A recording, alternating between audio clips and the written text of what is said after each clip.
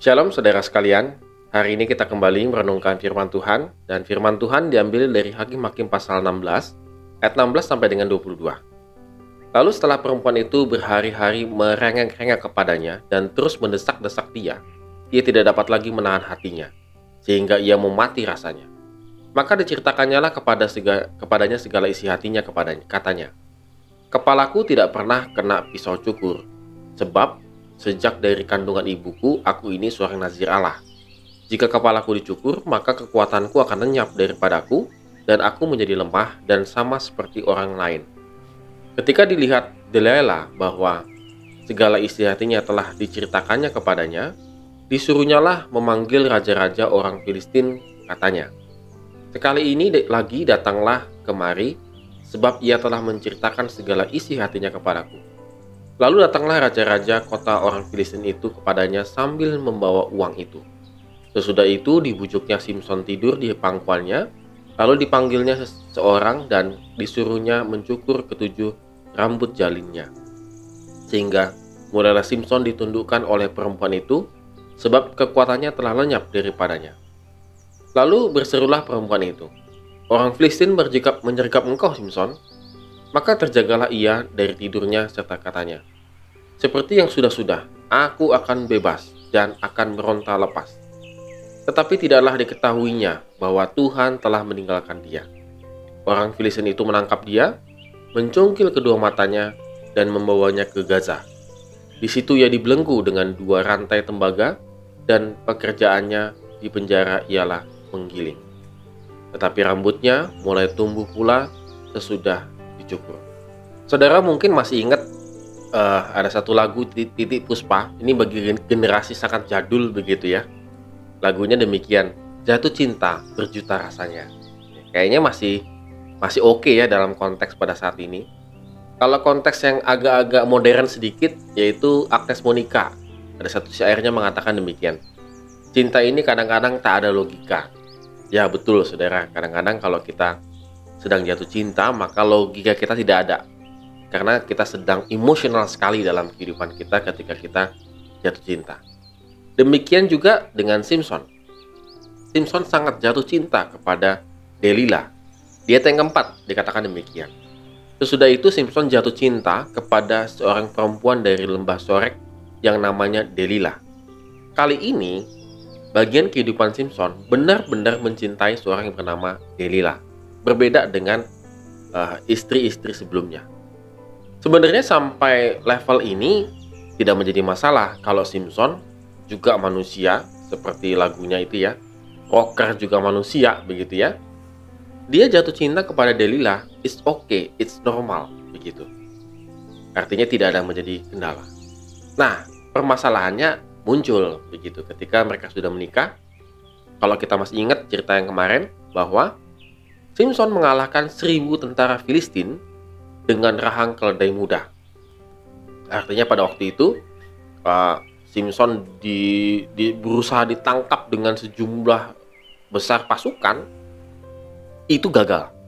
Intinya gagal begitu ya. Dan setelah peristiwa mengalahkan 1000 orang lebih itu, Alkitab mencatat di pasal 15 ayat 20.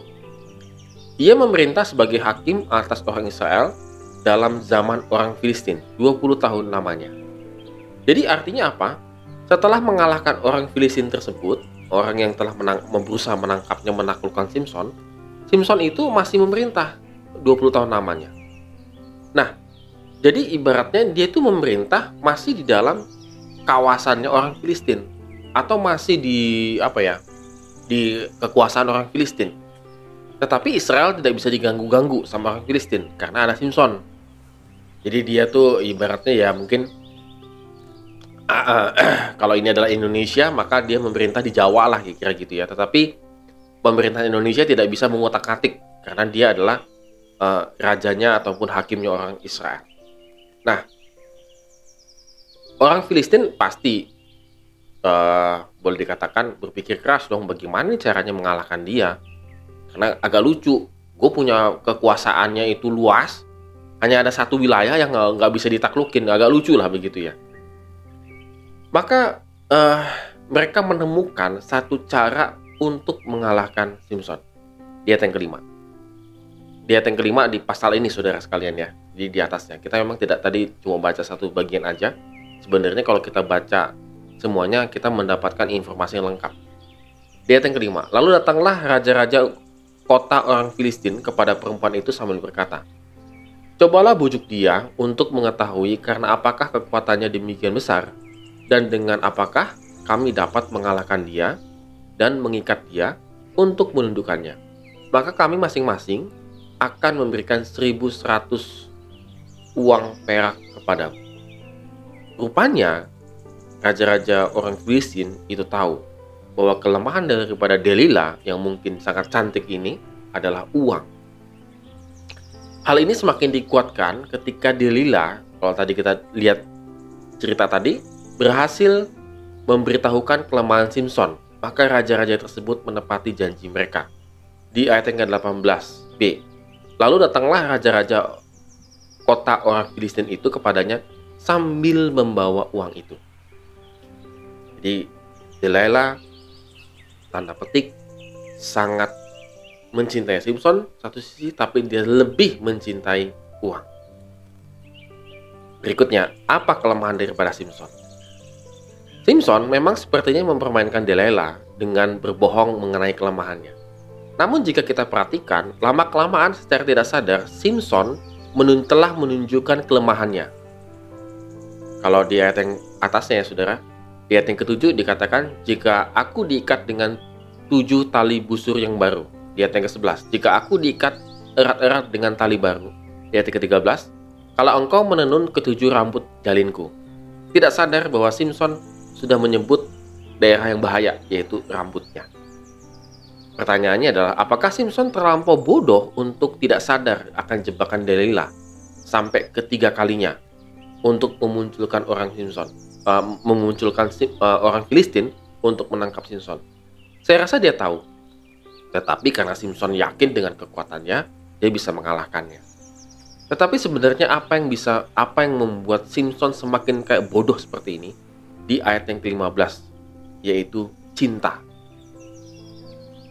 Berkatalah ayat yang ke-15, berkatalah perempuan itu kepadanya, bagaimana mungkin engkau berkata, aku cinta kepadamu, padahal hatimu tidak tertuju kepadaku. Sekarang telah 3 kali engkau mempermainkan aku dan tidak mau menceritakan kepadaku, karena apakah kekuatanmu demikian besarnya. Jadi karena cinta ini, maka Simson benar-benar memberitahukan. Saking takutnya kehilangan Delila, maka dia memberitahukan rahasianya. Saudara sekalian, pertanyaannya adalah, apakah benar di rambutnya itulah yang menjadi jimatnya? Satu sisi, ya. Tetapi rambut ini adalah sebagai lambang komitmennya dia terhadap Tuhan. Bukan rambutnya lah yang membuat dia menjadi kuat. Ketika dipotong, betul rambutnya itu menjadi kekuatannya menjadi lemah. Tetapi di ayat yang ke-20 jelas mengatakan, Tuhan telah meninggalkan dia. Jadi bukan di rambutnya kekuatan Simson yang sebenarnya, tetapi di Tuhan itu sendiri. Ketika Simson tidak lagi komitmen memegang janjinya untuk tidak memberitahukan kelemahannya kepada siapapun, maka Tuhan meninggalkan dia. Saudara sekalian, kalau kita gabungkan antara Simson dan Delila adalah cinta dan uang. Bukankah akar segala kejahatan ialah cinta uang? 1 Timotius pasal 6 ayat yang ke-10. Saudara, kita bisa melihat dari sini bahwa ketika kita tidak lagi berkomitmen sungguh-sungguh ikut Tuhan, ketahuilah bahwa Tuhan itu meninggalkan kita. Saudara, jangan berpikir Tuhan itu meninggalkan kita kayak kita naik kereta api lalu Tuhan itu di stasiun lalu kita pergi dadah begitu. Saudara, tidak demikian. Tetapi Tuhan tidak lagi menyertai kehidupan kita. Tuhan tidak lagi memberikan apa yang kita butuhkan lagi, karena kita sendiri yang melepaskan diri dari ikatan dari Tuhan. Simson lebih mencintai, boleh dikatakan, orang lain daripada Tuhan itu sendiri. Bukankah dalam kehidupan kita sama, saudara? Kita kadang-kadang lebih mengasihi uang, lebih mengasihi pekerjaan kita, bisnis kita, bahkan mengasihi anak-anak kita, keluarga kita, istri kita, suami kita di atas segala-galanya. Kita lupa kita telah meninggalkan Tuhan. Saudara, apa yang membuat kita meninggalkan Tuhan? Apa yang membuat kita lebih mengasihi sesuatu daripada Tuhan? Mari kita renungkan firman Tuhan hari ini. Amin. Tuhan Yesus memberkati kita semua.